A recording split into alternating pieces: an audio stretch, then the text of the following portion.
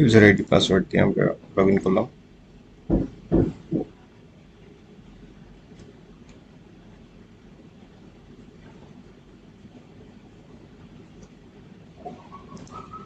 তারপর মেনুতে গেলাম, আমরা cPanel ইমেইল যেহেতু আমরা কনফিগার করব সেহেতু আমরা cPanel ইমেইলে ক্লিক করলাম।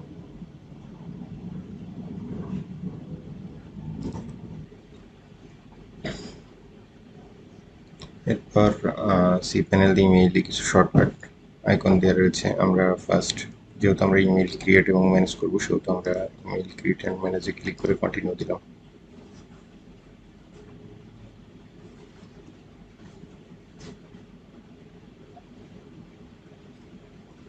এরপর আমরা যে মেইলটা নতুন করে ক্রিয়েট করব আমরা সেটার জন্য পরবর্তী স্টেপে চলে গেলাম। আমরা ডোমেইনটা সিলেক্ট করে দিব ফার্স্ট।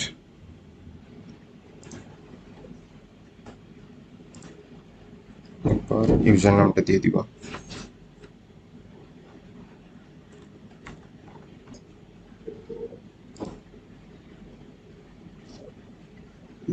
পাসওয়ার্ডটা দিয়ে দিব।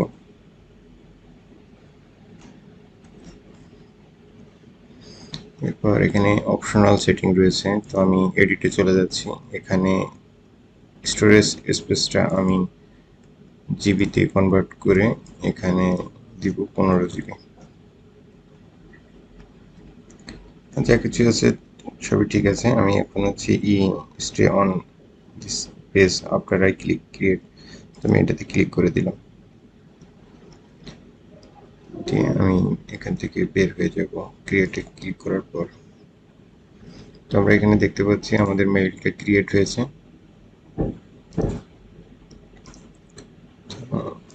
এটা আমি চেক করে দেখি।